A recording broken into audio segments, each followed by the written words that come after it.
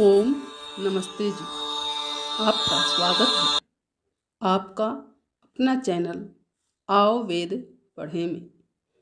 इस चैनल पर केवल आचार्य प्रदीप कुमार शास्त्री जी का ऑनलाइन व ऑफलाइन शास्त्रीय कक्षाओं के वैदिक व्याख्यान उपलब्ध होंगे। अपने चैनल पर आने वाले वीडियो की सूचना पाना चाहते हैं तो लाइक और सब्सक्राइब करें तथा घंटी के बटन को दबाएं, जिससे कि वीडियो अपलोड होते ही सबसे पहले सूचना पा सकें। वेद पढ़ें पढ़ाएं, सुने सुनाएं, वेद का संदेश घर घर पहुंचाएं। ऋषि ऋण को चुकाएं, अपना कर्तव्य निभाएं, जीवन सफल बनाएं।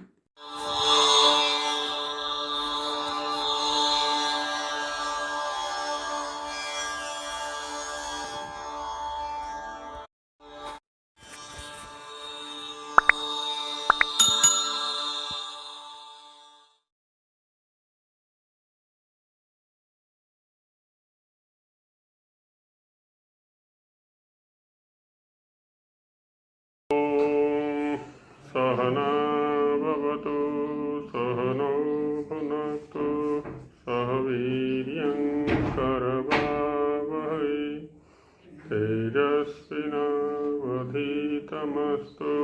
मा विद्विषावहै। ओम शांति शांति शांति। नव विमान आदि विद्या पर चर्चा चल रही है। दो मंत्रों के माध्यम से हमने जानने का प्रयास किया कि वेदों के अंदर किस प्रकार से अनेक प्रकार के यान बनाने की चर्चा है।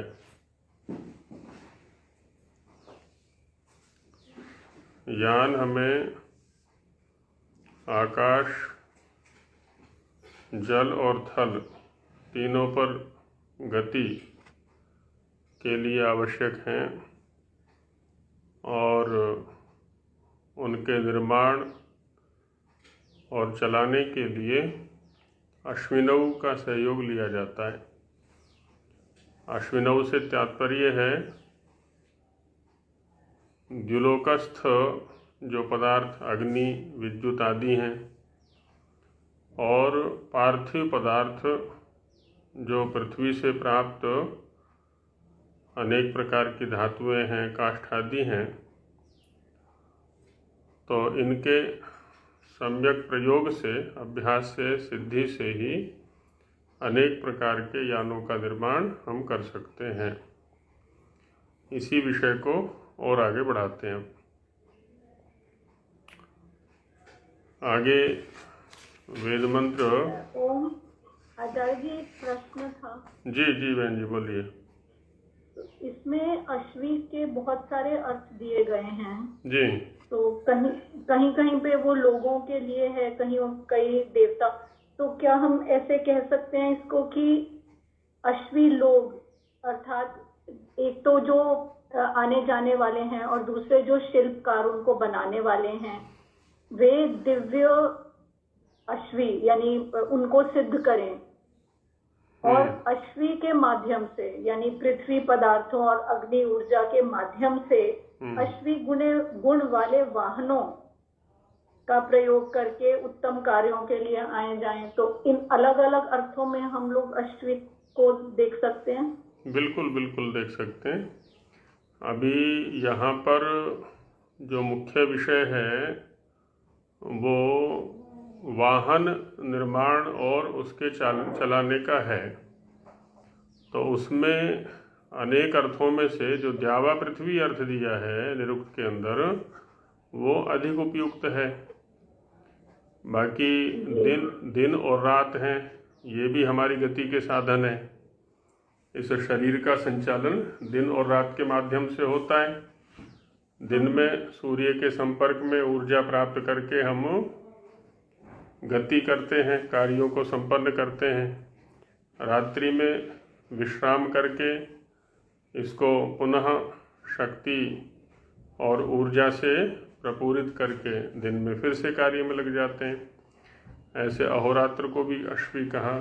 तो अश्वी उस प्रत्येक पदार्थ का नाम हो जाएगा जो शीघ्र गति का साधन है, क्योंकि अश्व उपलक्षण है यहाँ पर शीघ्र गति का या शीघ्र गति के साधन का, और अश्व जिसके पास है वो अश्वी है। तो इस तरह से अहोरात्र के लिए भी अश्व आया, द्यावा पृथ्वी के लिए भी अश्वी आया, और भी जो पदार्थ इस प्रकार के हैं उनको कह सकते हैं।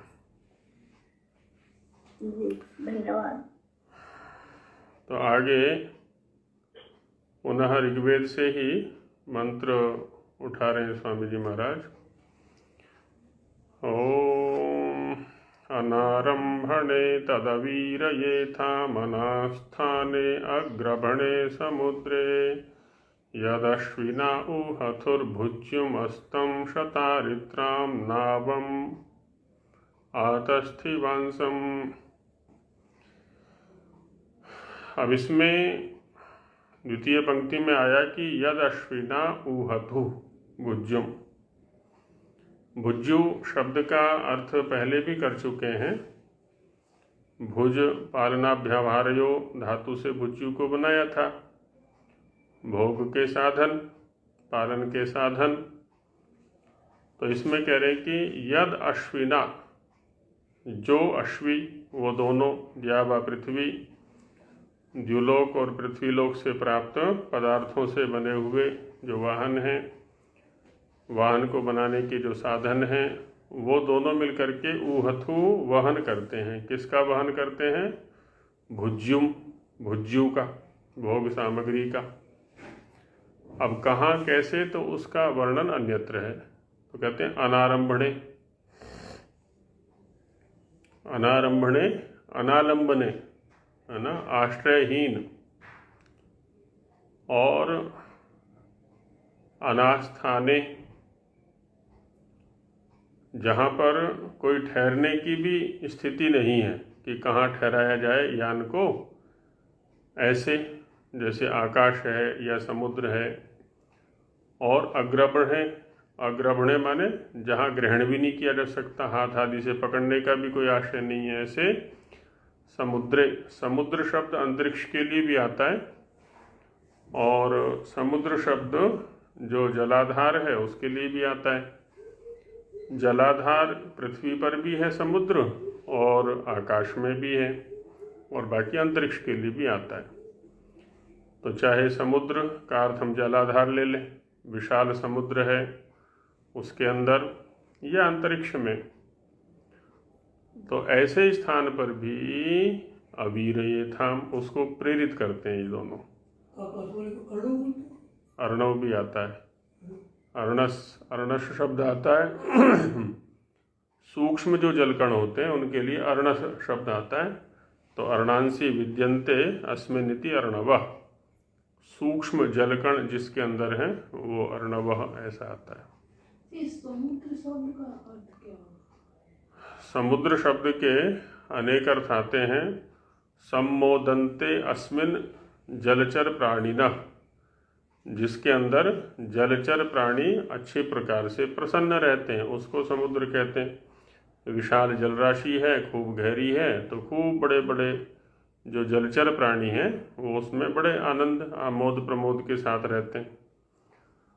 समभिद्रवन्ति एनम आपः, सारी की सारी नदियाँ उधर ही अपने जलों को दौड़ा करके ले जाती हैं। समभिद्रवन्ति एनम आपः, जिसकी ओर जल दौड़े दौड़े जाते हैं तो उसको समुद्र कहते हैं। समुद्रवन्ति अस्मादापः, वहाँ से जल उठ करके अंतरिक्ष की ओर जाते हैं, और अंतरिक्ष से जल उठ करके इधर की ओर आते हैं। तो जहाँ से जल का उठाव हो रहा है रश्मियों के द्वारा, वायु के द्वारा, उसको भी समुद्र कहते हैं। तो ऐसे अनेक अर्थों में समुद्र शब्द आ जाता है। यहाँ से ऊपर जा रहा है और वहाँ से नीचे आ रहा है ना, आवागमन बराबर चलता रहता है। पृथ्वी वाले समुद्र से अंतरिक्ष समुद्र की ओर और अंतरिक्ष वाले समुद्र से पार्थिव समुद्र की ओर जल चक्र ये चलता रहता है। इधर गंदा हो जाता है आकर के, हमारे द्वारा भोग करते करते उपभोग करते करते वो गंदा हो गया। पृथ्वी या पार्थिव लोग या पार्थिव प्राणी इसका खूब भोग करते हैं शुद्ध होने के लिए, फिर अंतरिक्ष के पास चला जाता है ये सूर्य किरणों के माध्यम से, वहाँ से शुद्ध होकर के फिर से आ जाता है हमारे भोग के लिए। ऐसे ही जल चक्र चलता रहता है। और इसमें हमारी कुछ क्रियाएं सहयोगी बनती हैं। यज्ञादि जो क्रियाएं हैं, यज्ञ हैं, यहाँ के वृक्ष वनस्पति आदि हैं, तो वो सब इसमें सहयोगी बनते हैं। तो उस समुद्र के अंदर कहते हैं अस्तम, इसको फेंक देते हैं। कैसी है ये नौका? शतारित्राम नाव, 100 अरित्रों वाली। अरित्र कहते हैं चप्पू को।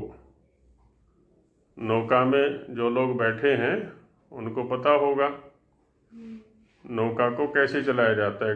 डंडा होता है, उसके आगे कुछ फलक सा लगा रहता है, तो जो नाविक है उसको उसमें चलाता रहता है विरुद्ध दिशा में, तो नौका आगे बढ़ती रहती है।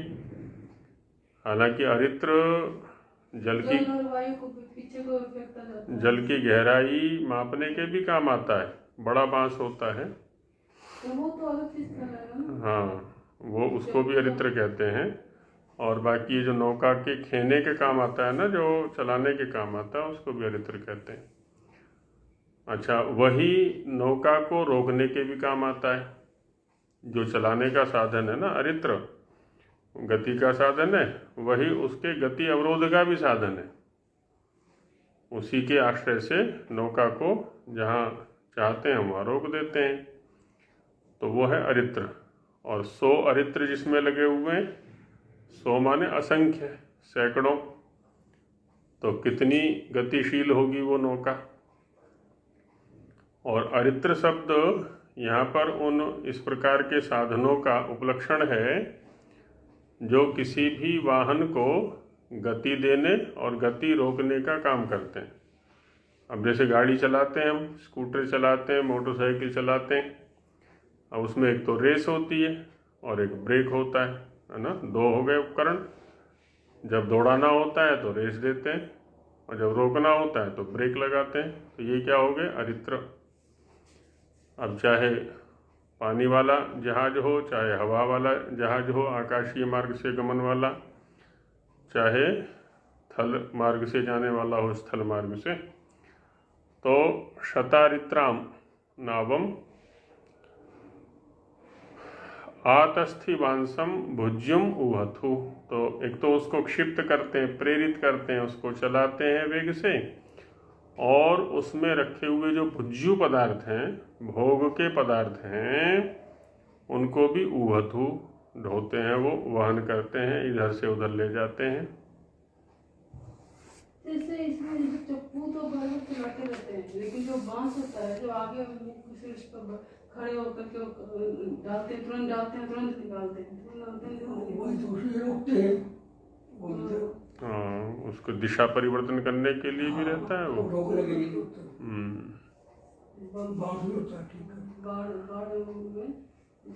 तो और दिखाते हैं, कई काम होते हैं। उसको दिशा परिवर्तन है, जल की गहराई को मापना है, आदि आदि। कपड़ा बांधते हैं ले जाने के लिए नाव को।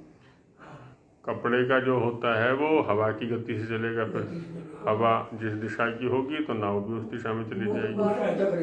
बारह में वो नहीं चलती ना, चप्पू और वो बस। तो और एक मंत्र लेते हैं इसी विषय का।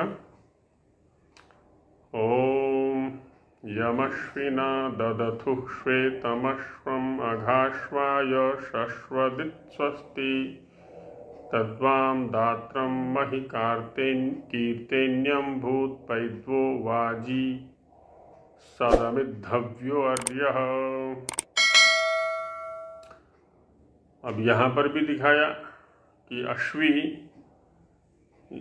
वो दोनों यम जिस श्वेतम श्वेत वर्ण के अश्वम अश्व को अघाश्वाय अबाधित गति के लिए है ना, या शीघ्र गति के लिए या अबाधित गति के लिए, शाश्वत माने निरंतर, इत निश्चित रूप से, स्वस्ति जो कि कल्याण युक्त है। तो ऐसा जो वह वाहन है जो कि तद्वाम दत्रम, तो वो जो दोनों अश्वी हैं, अश्वी में अग्नि या विद्युत और उधर पार्थिव पदार्थ हैं, उन दोनों के दात्रम जो कि देने योग्य है, ऐसे महिम बड़े, कीर्तिन्यम जो कीर्ति युक्त है, ऐसा वो होवे, पैद्वह बहुत अधिक गति वाला, और वाजी शक्ति वाला, सदमित हव्यो अर्यः, तो वो सभी के लिए क्या है, हव्य है, ग्रहण करने योग्य है। अर्यः ये भी गति के लिए आ जाएगा। और अर्य शब्द वैसे मुख्य रूप से अर्यः स्वामी वैश्यो सूत्र है अष्टाध्यायी में, तो स्वामी और वैश्य दोनों ही ये निरंतर गतिशील रहते हैं अपने सेवकों को देखने के लिए अथवा व्यापार कर्म के कुशलक्षेम को देखने के लिए। तो और ये लोग ही देश देशांतरों में गमनागमन करते हैं।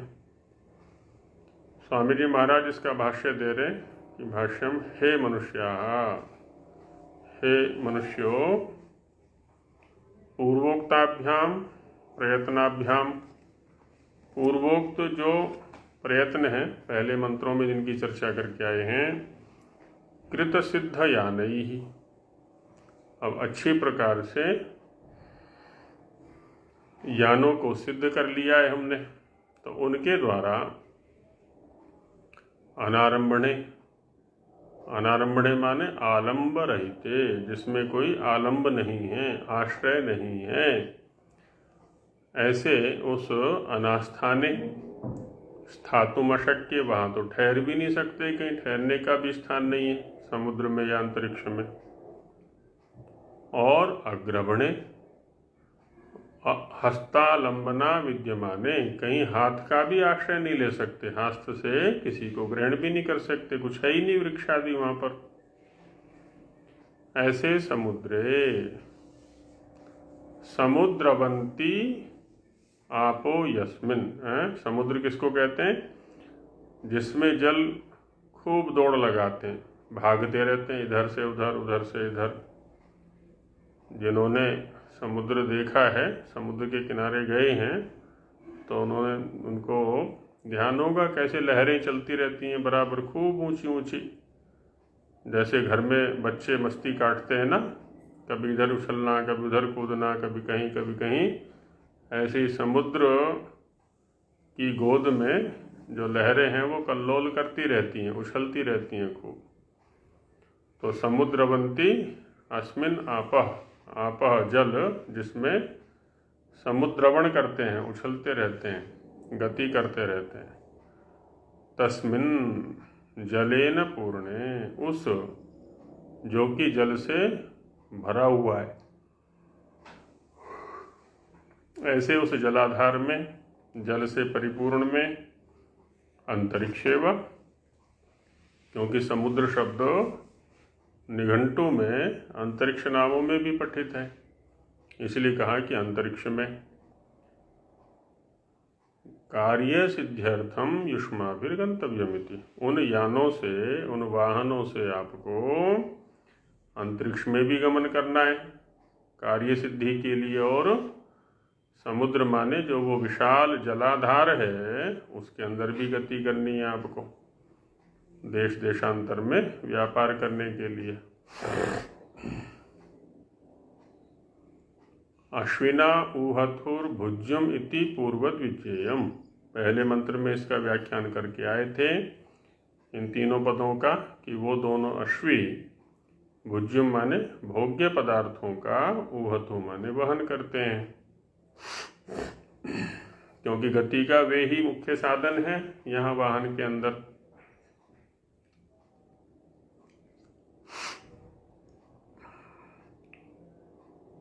तद यानम सम्यक प्रयुक्ताभ्याम ताभ्याम अश्विभ्याम, जो वो वाहन है, यान है, जिसमें कि उन अश्वियों का अच्छी प्रकार से प्रयोग किया गया है, अग्नि अथवा विद्युत और जो पार्थिव पदार्थ हैं उनका अच्छी प्रकार से प्रयोग किया गया है, तो ऐसा वह अस्तम क्षिप्तम असुक्षेपणे, है ना, उसका क्षेपण किया या चालितम चलाया गया, सम्यक कार्यम साधयती थी, जब उनके द्वारा उस वाहन को चलाया जाता है तो वह वाहन अच्छी प्रकार से कार्यों को सिद्ध करता है। जिन भी कार्यों को हम उसके माध्यम से सिद्ध करना चाहते हैं, उसके माध्यम से इधर उधर गमनागमन करके सिद्ध करना चाहते हैं तो उनको वो सिद्ध करता है। कथम भूताम नावम समुद्रे चालयेत, कहते हैं समुद्र में जो नौका चलानी है वो कैसी होनी चाहिए, तो शतारित्राम। शतारित्र क्या है ये? शतानी अरित्राणी लोहमयानी समुद्र स्थल अंतरिक्ष मध्ये स्तंभनार्थानि गाध ग्रहणार्थानि च भवन्ति यासाम ताम शतारित्राम। अब देखिए अरित्र शब्द का क्या अर्थ दिया स्वामी जी महाराज ने यहाँ पर, है ना। पहले कहा शतानी, शतानी माने सैकड़ों या असंख्य, जितने अपेक्षित हैं वहाँ पर, क्योंकि शत शब्द 100 अर्थ में तो आता ही है, लेकिन जब कहते हैं ना कि वहाँ सैकड़ों मनुष्य थे या वहाँ सैकड़ों पशु थे, तो वहाँ सैकड़ों का मतलब 100 नहीं होता है, अभी तो असंख्य। तो वैसे यहाँ पर भी कहा शतानी अरित्राणी, अरित्र क्या है ये? लोहमयानी, है ना, लोह से बने हुए, धातुओं से बने हुए। क्या है, कैसे हैं? तो समुद्र, स्थल और अंतरिक्ष, क्योंकि 3 स्थानों पर ये वाहन चलने वाले हैं। समुद्र में भी चलते हैं, आकाश में, वायु में भी और स्थल पर भी। तो मध्य स्तंभनार्थानि, उन वाहनों को जो स्तंभित करने के लिए, रोकने के साधन होते हैं जो, उनको अरित्र कहा। और गाध ग्रहणार्थानि, कितनी गहराई है समुद्र की, इसका ज्ञान भी उसके माध्यम से होता है। तो ऐसे यंत्र भवंती यस्याम, जिस नौका में लगे हुए हैं उस नौका को कहते हैं शताम शतारित्राम, 100 अरित्रों वाली शतारित्रा। एवमेव शतारित्रम भूम्याकाश विमानम प्रतियोजनीयम, कहते हैं जैसे जल के अंदर नौका शतारित्रों वाली, 100 अरित्रों वाली होनी चाहिए। आकाश गमन वाला जो वाहन है वो भी शत अरित्र वाला, और भूमि पर चलने वाला जो वाहन है वो भी शत अरित्रों वाला, क्योंकि गति देने के साधन भी तीनों स्थान पर चाहिए और वाहन को रोकने के साधन भी तीनों स्थानों पर चाहिए। तो इसीलिए कह रहे हैं कि एवमेव, इसी प्रकार से शतारित्रम, 100 अरित्रों वाला क्या? भूम्याकाश विमानम, भूमि पर चलने वाला जो यान है और आकाश में चलने वाला जो विमान है, उसमें भी शतारित्र शब्द की योजना कर लेनी चाहिए। ये आकाश से हवाई जहाज तो बीच में तो नहीं रोकते ना, वे उतारते ही था ना। हाँ, तो उतारने के लिए रोकना तो पड़ेगा, गति तो अवरुद्ध करनी पड़ेगी, दिशा बदलनी। हाँ, वही नीचे ना करके बीच में बीच में भी रोके हुए, प्रयोगशालाएं टांग रखी हैं अंतरिक्ष में ही वैज्ञानिकों ने, अंतरिक्ष में, और वहीं काम चल रहा है, उनके अन्वेषण आदि चल रहे हैं, वहाँ भी रोके हुए हैं। प्रतियोजनीयम, तथा अब ये चल रहे हैं, क्या कहते हैं, इतने ये उपग्रह प्रक्षेपित हैं, अब किसी ग्रह के चक्कर काटते रहते हैं, वहाँ की सारी सूचनाएं हमको देते रहते हैं वो। ये इंटरनेट में काम कर रहे हैं क्या? हाँ ये तो अलग चीज़ है। अच्छा चलो, और दिखाते हैं। आजकल वो चलता है ड्रोन कैमरा। अब ड्रोन कैमरे को एक जगह रोक देते हैं, जहाँ की भी वीडियो लेनी है, चित्र लेना है, तो वहीं के वहीं खड़ा कर दिया उसको आकाश में ही। हाँ हाँ, कभी इधर चला दिया, कभी उधर चला दिया। ये तो आजकल सामान्य देखने को मिल जाता है। हाँ हाँ हाँ हाँ, वो सारी चीज़ें आ जाती हैं उसमें। और इन्होंने भी इधर भारत पाकिस्तान सीमा पर लगाया हुआ है ऐसे ड्रोन कैमरा। उधर गए थे, कहाँ, कच्छ में, तो वहाँ बताया था, देखो ये खड़ा हुआ है, ड्रोन कैमरा लगा हुआ खूब विशाल। हाँ, तो ऐसे हैं, तो वहाँ थाम दिया उसको। तथा ऐसी आकाशों में भी सुरक्षा के साधन, आकाश कह रहा हूँ, समुद्र के अंदर भी सुरक्षा के साधन जगह जगह रोके हुए हैं। नीचे पानी में उतार देते हैं। तथा तदेतत् त्रिविधम यानम, तो इस प्रकार से, तो ये जो 3 प्रकार का यान है, शतकलम, 100 कलाओं वाला। अब कला शब्द कला यंत्र, जो उसको गति देने में सहयोगी हैं। आजकल स्विच लगा देते हैं, जो स्वचालित यंत्र हैं। अब जैसे मोटरसाइकिल है, अब एक तो किक मार के स्टार्ट होती है, और एक सेल्फ स्टार्ट है, तो बटन दबाया स्टार्ट हो गई। तो जो कार्य हम किक मार के कर रहे हैं, वही कार्य वहाँ बटन से हो रहा है। ऐसी ट्रेनों में भी बटन सिस्टम है ना। हाँ, आजकल चल गया है, जो आधुनिक हैं उनमें है। तो आदि आदि उसके आविष्कार होते रहते हैं, नए नए विकास। तो शतकलम, 100 कलाओं से युक्त, शतबंधनम, है ना, उसको रोकने के जो साधन है वो भी सैकड़ों लगे हुए हैं, जो बांधने के साधन है। शत स्तंभन साधनम, स्तंभन साधन ही रोकने के साधन हो गए। तो ऐसे उस यान को रचनीयम इति, रचना करनी है, बनाना है। गति तो देखनी ही है, साथ में सुरक्षा का भी ध्यान में रखना है कि यात्री भी स्थान पर सुरक्षित पहुंच जाएं। जहां रोकना हो तो वो रुक भी जाए, और आगे चलाना हो तो फिर चला ले उसको। तद्यानयी कथम भूतम भुज्यम भोगम प्राप्नुवन्ति। तो उस प्रकार के यानों से किस प्रकार के भोग को प्राप्त करते हैं, तो बताया तस्थीवांसम स्थितिमंतम इत्यर्थ, एकदम स्थिर, जैसा रखा था वैसा का वैसा ही आगे हमें प्राप्त हो जाता है दूसरे स्थान पर। कुछ भी उसमें विकृत नहीं होता है। तो ऐसे वाहन हमें बनाने हैं। कहते यदि अस्माद एवं भोगो जायते तस्माद एवं सर्वमनुष्य ही प्रयत्न कर्तव्य। यदि, है ना, अस्मात, इनसे इस प्रकार का भोग संपन्न होता है, भोग सामग्री की प्राप्ति होती है, तब तो सभी मनुष्यों को इसके लिए प्रयत्न करना चाहिए। तो बताते हैं यम अश्विना, यम सम्यक प्रयुक्ताभ्याम अग्नि जलाभ्याम अश्विभ्याम शुक्ल वर्णम वाष्पाख्यम अश्वम। अब जल के साथ में अग्नि का संयोग किया,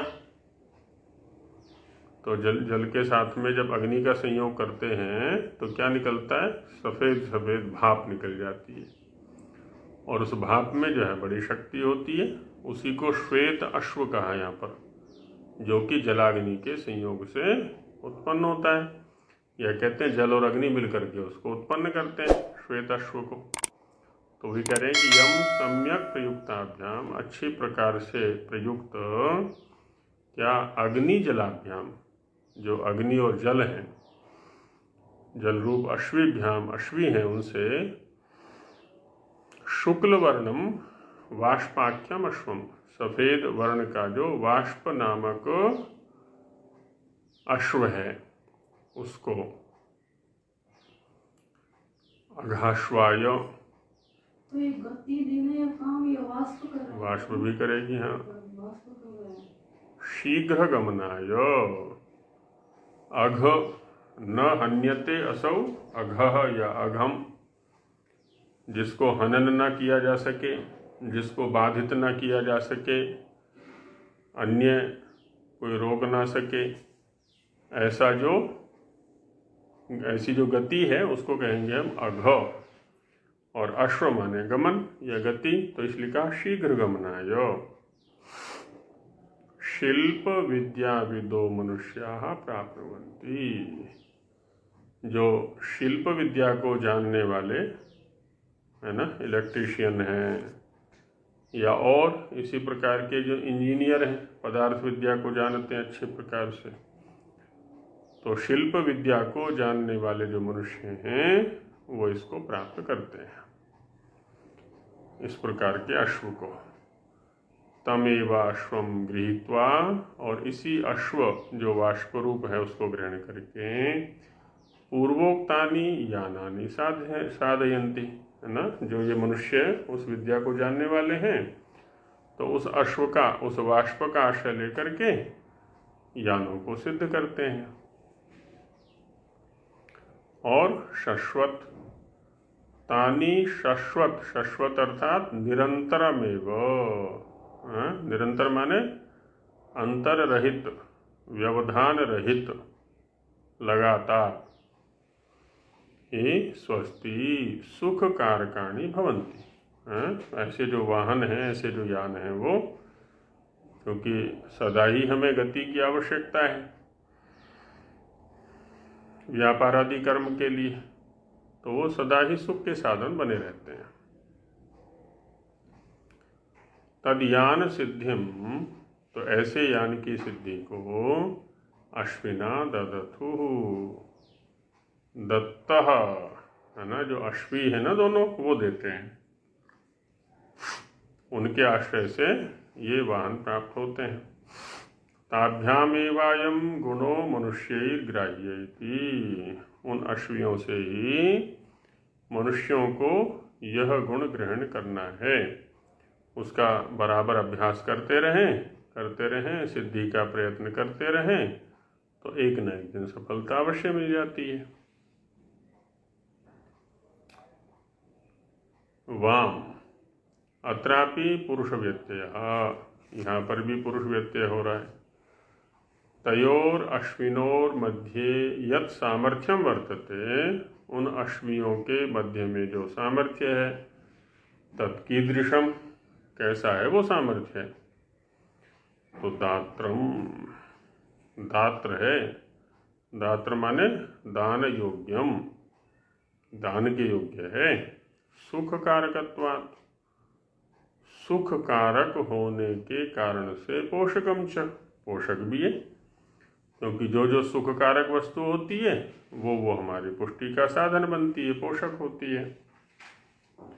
और कैसा है वो, मही, महागुण युक्तम, बहुत बड़ा गुण है उसके अंदर, तो हमें भी इधर से उधर ले जा रहा है, हमारे पदार्थों को भी इधर से उधर ले जा रहा है, हमारी बहुत बड़ी उन्नति का साधन बना, सुख का साधन बना, स्वास्थ्य का साधन बना। इसीलिए कीर्तनीयम, कीर्तनीयम, अत्यंत प्रशंसनीयम, कीर्ति के योग्य है वो, उसकी तो जितनी प्रशंसा की जाए उतना ही कम है, क्योंकि बहुत अधिक सुविधाएं प्रदान कर दी उसने हमें। कीर्तिन्यम शब्द में कहते हैं कि कृत्यार्थे तवई केन केन्य त्वन इति केन्य प्रत्यय। कीर्त धातु से केन्य प्रत्यय हो करके कीर्तन्य बन गया है। अन्येभ्य तत्श्रेष्ठोपकारकम, अन्यों के लिए वो बड़ा ही श्रेष्ठ उपकारक है। भूत अभूत भवति, अन्यों के लिए भी श्रेष्ठ उपकारक होता है। भूत या अभूत जो प्रयोग है वो लुंग लकार का है। तो कहते हैं अत्र लडर्थे लुंग विहित इति वेद्यम छंदसी लुंग लंग लिटा। तो कहते हैं कि यहाँ लट माने वर्तमान काल के अर्थ में लुंग का प्रयोग हो गया है। सचाग्न्याख्यो वाजी, और वो जो अग्नि नामक वाजी है, वाजी क्या है जी? वेगवान, खूब वेग से चलने वाला, तीव्र वेग वाला। पैद्वः यो यानम मार्गे शीघ्र वेगेन गमितास्ति, है ना। पैद्वः का अर्थ किया गमयिता, यान का मार्ग में शीघ्र वेग से चलाने वाला। पैद्व पतंगाश्व नामानी, कहते हैं कि पैद्व और पतंग जो शब्द हैं ये अश्व के पर्यायवाची हैं। तो जैसे अश्व रथ को चलाता है, वाहन को चलाता है ना, जुड़ करके खूब तेज दौड़ा देता है, तो वैसे ही यहाँ पर हो गया। ये निघंटू में ऐसा कहा है। सदमित, यह सदम वेगम, है ना। सद शदलरी गत्यवसाधन विशरण गत्यवसाधनेषु, तो शदलरी जो गति अर्थ वाला धातु है उससे सद बन गया। तो सदम माने वेगम, और वेग जो आता है शब्द वो शीघ्र गति के लिए आता है। तो वेगम इत एति प्राप्नोति इति, वो वेग को प्राप्त कर लेता है, सद को प्राप्त कर लेता है। इति ईदृशोश्वो अग्निरस्माभि हव्यः, इस प्रकार का जो अश्व है, अग्नि है, वो हमें ग्राह्योस्ति ग्रहण करना चाहिए। उसका ग्रहण करें, हम उसका अभ्यास करें, उसका अच्छी प्रकार से यंत्र आदि में प्रयोग करें, जिससे कि अर्यः तम अश्वम अर्यो वैश्यो वणिज्जनो वश्यम गृह्णीयात्, है ना। ऐसा जो अश्व है ना, तो उसका ग्रहण ये वैश्य जो वणिज्जन है, व्यापारी लोग हैं, वो अवश्य करें, क्योंकि संपूर्ण राष्ट्र में उनको पदार्थ पहुंचाने हैं। तो उसके लिए जितनी शीघ्रता से पहुंचाएंगे उतना अच्छा है।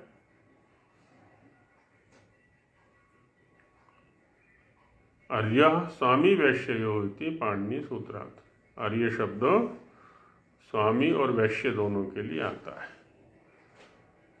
अर्यो वैश्य स्वामी वाचीति, अर्य शब्द वैश्य और स्वामी के लिए आता है यहाँ पर। और एक मंत्र लेते हैं आगे।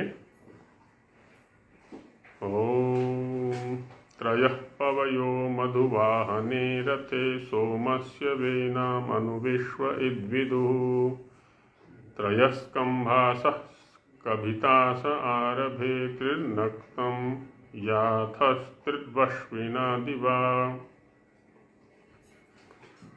तो इसमें स्वामी जी महाराज भाष्य कर रहे हैं कि मधुवाहने, मधुर गति मति रथे, गति ये रथ भी कैसा होना चाहिए? जिसकी गति मधुर हो, मीठी हो, सुकोमल हो, कष्टदायक न हो, है ना, आराम से ले जाने वाला हो जाए।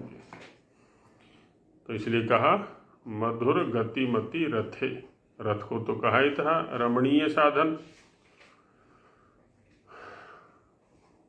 त्रयः पवयः, है ना। आजकल की जो ये गाड़ियाँ आती है ना, जिनमें बहुत सुविधाएं रहती हैं, है ना, तो उनको हम रथ कह सकते हैं। एकदम यात्री निश्चल होकर के आराम से बैठते हैं। कितनी भी लंबी यात्रा कर लें तो कोई पता ही नहीं चलता है। त्रयः पवयः वज्रतुल्याश्चक्र समूहा कलायंत्र युक्ता दृढ़ा शीघ्रम गमनार्थम त्रयः कार्या। कहते हैं वज्र के तुल्य दृढ़।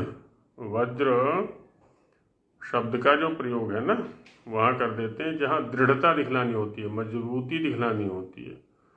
उसका शरीर तो वज्र जैसा है ना, माने एकदम दृढ़ है, मजबूत है, तो इसलिए कहा कि वज्र तुल्य। वैसे वज्र विद्युत के लिए भी आता है, इंद्र का अस्त्र है ना वज्र। तो ये जो बिजली चमकती है ना मेघ काल में, वर्षा ऋतु में, उसके लिए वज्र आता है, क्योंकि वो भी बड़ी भयंकर होती है, बड़ी दृढ़ होती है। भूमि पर बड़े दृढ़ से दृढ़ पदार्थों को भी एकदम विदीर्ण कर देती है, फाड़ देती है, इतनी शक्ति होती है उसमें। और इसी से वज्रांग, वज्राणी अंगानी यस्य सह वज्रांग, वज्र के समान अंगों वाला कौन था? हनुमान। और उसी का बिगड़ के बन गया बजरंग, है ना। वज्रांग का ही बिगड़ के बन गया है बजरंग बली। बली माने शक्तिशाली। कैसा है वो? वज्र के समान अंगों वाला। और अभी तो हाथ में बीड़ी रहती है, सिगरेट रहती है, शराब की बोतल रहती है, तो भी जय बजरंग बली या हनुमान चालीसा साथ में सुनते रहेंगे और वो भी चलता रहेगा। तो कहाँ बजरंग बली की जय हो रही है? तो वज्रतुल्या चक्र समूहा, अनेक चक्के उसमें लगे हुए हैं। चक्र कला यंत्र युक्ता, जो कि कला के यंत्र से युक्त हैं, जहाँ चाहे रोक दें, जहाँ चाहे चला दें, अधिक गति दे दें उनको। दृढ़ा, मजबूत है एकदम वो। शीघ्रम गमनार्थम, शीघ्र गमन के लिए त्रयः कार्या, 3 होने चाहिए। तथैव शिल्पी भी, शिल्पी जो भी हैं कारीगर, उनके द्वारा त्रय स्तंभासः, स्तंभनार्था, स्तंभा खड़े करने के लिए, रोकने के लिए 3 स्तंभ उसमें लगाने हैं। त्रय कार्या। स्कबितासः किमर्थाः सर्वकलानां स्थापनार्था, जिस प्रकार के सभी प्रकार के जो कला यंत्र हैं वो वहाँ पर फिट किए जा सकें। आगे के हिस्से में रहते हैं ना आजकल, तो जितनी भी गाड़ियाँ हैं सब में आगे के हिस्से में रहते हैं सारे कला यंत्र। स्टीयरिंग है, ब्रेक है, एक्सीलेटर है, जो भी है सब उसमें रहते हैं। विश्वे सर्वे शिल्पिनो विद्वांसः, सारे के सारे जो शिल्पी विद्वान हैं, शिल्प क्रिया को जानने वाले। सोमस्य, सोम गुण विशिष्टस्य सुखस्य। सोम शब्द सुख के लिए भी आता है, औषधि के लिए तो आता ही है, सारे सुखों का आधार है वो, तो सुख के लिए भी आता है। इसलिए कहता है सोम गुण विशिष्टस्य सुखस्य, ना, जिसमें सौम्यता हो। ऐसा जो सुख, वे नाम कमनीयाम कामना सिद्धिम, है ना, कमनीय जो कामना की सिद्धि है, जो हम चाहते हैं ऐसी सिद्धि हो, ये प्राप्ति हो, उसको विदुः जानन्त्येव, जानते हैं। कौन जानते हैं जी? जो शिल्पी विद्वान है। तो तदनुकूल ही वो आविष्कार करते रहते हैं, बनाते रहते हैं, शोधन करते रहते हैं, उसका विकास करते रहते हैं। अर्थात अश्विना, अश्विभ्याम एव एतत् ज्ञानम आरब्धुम इच्छेयुः, अश्वियों के माध्यम से ही इस प्रकार के यान को बनाना चाहिए, आरंभ करना चाहिए। कुतः, क्यों? क्योंकि तावेवाश्विनौ तद यान सिद्धिम याथ प्रापयत इति, क्योंकि वे जो 2 अश्वी है ना, केवल वही इस प्रकार के यान की सिद्धि प्राप्त करा सकते हैं। इसलिए तत्कीदृशम, कैसा? इत्यत्राह त्रिनक्तं त्रिर्दिवा तिस्त्रिभिर्रात्रिभिस्त्रिभिर्दिनैश्च अतिदूरमपि मार्गम गमयति इति बोध्यम।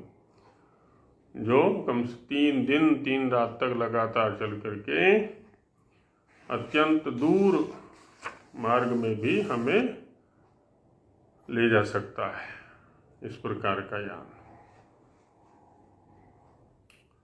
इसी को भाषार्थ में कहते हैं अनारंभणे। हे मनुष्य लोगों, तुम पूर्वोक्त प्रकार से अनारंभण अर्थात आलंबन रहित समुद्र में अपने कार्यों की सिद्धि करने योग्य यानों को रच लो, जो समुद्र आदि में चल सकें। और तद्वीर यथा वे आलंबन आश्रय किसी प्रकार, जैसे आकाश आदि में है, अब भूमि पर तो आश्रय मिल गया जहाँ टिक सके हम, वहाँ कहाँ टिकेंगे। वे यान पूर्वोक्त अश्विनी से ही जाने आने के लिए सिद्ध होते हैं। जल, अग्नि, वायु या अन्य पदार्थों की योजना से। अनास्थाने अर्थात जिस आकाश और समुद्र में बिना आलंब से कोई भी नहीं ठहर सकता, ऐसे उस आकाश में अग्रभणे जिसमें हाथ से पकड़ने का आलंब कोई भी नहीं मिल सकता, ऐसे समुद्र, ऐसा जो पृथ्वी पर जल से पूर्ण समुद्र प्रत्यक्ष है ना, ये तो देखा ही है सभी ने। तथा अंतरिक्ष का भी नाम समुद्र है। समुद्र शब्द अंतरिक्ष के लिए भी आता है, क्योंकि वह भी जल से पूर्ण रहता है। तो यही विशेषण जो यहाँ इस समुद्र में, पार्थिव समुद्र में घटते हैं, वही अंतरिक्ष में भी घट जाते हैं। उनमें किसी प्रकार का आलंबन सिवाय नौका और विमान से नहीं मिल सकता। नौका अथवा विमान के अतिरिक्त और कोई आलंबन वहाँ पर नहीं है। इससे इन यानों को पुरुषार्थ से रच लेवें। इस प्रकार के यानों के बड़े परिश्रम से रचना करनी है। यदश्विनौ ऊहतो भुज्यम, जो यान वायु आदि अश्वी से रचा जाता है, वह उत्तम भोगों को प्राप्त करा देता है ना। वायु आदि के योग से जिसको बनाया तो उत्तम पदार्थ देगा वो हमें। क्यों? क्योंकि अस्तम जो उनसे चलाया जाता है, अश्वियों से, वह पूर्वोक्त समुद्र, भूमि और अंतरिक्ष में सब कार्यों को सिद्ध करता है। चाहे समुद्र में ले जाएं, चाहे भूमि पर चलाएं, चाहे आकाश में ले जाएं,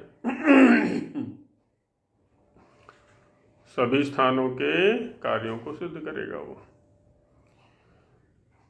इसीलिए वह शतारित्राम, उन नौका आदि सवारियों में सैकड़ों अरित्र अर्थात जल की थाह लेने, उनके थामने और वायु आदि विघ्नों से रक्षा के लिए लोह आदि के लंगर भी रखने चाहिए।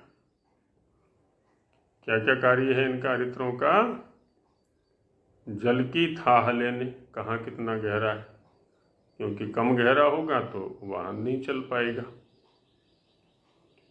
और उनको कहीं रोकना हो, वायु से जो विघ्न प्राप्त हो रहे हैं उन विघ्नों से रक्षा करने के लिए भी तो लोह आदि के जो दृढ़ लंगर उसमें लगाने हैं। इसमें भी कुछ संकेत सूचक लगाते होंगे ना? बिल्कुल, दिशा सूचक यंत्र रहता है, जिनसे जहाँ चाहे वहाँ उन यानों को थामे, जहाँ आवश्यकता हो वहाँ रोक दिया, फिर आगे चला दिया। इसी प्रकार उनमें सैकड़ों कलाबंधन और थामने के साधन रचने चाहिए। तो ये सैकड़ों अरित्र उसमें लगा लेने चाहिए।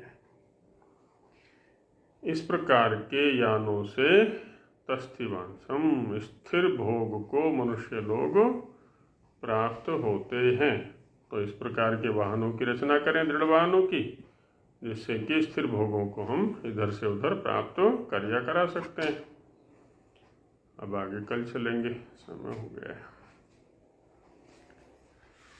ओम सहना भवतु सहनो भुनक्तु सह वीर्यं करवावहै तेजस्विनावधीतमस्तु मा विद्विषावहै। Recording stopped. ओम शांति शांति शांति। सभी को नमस्ते जी।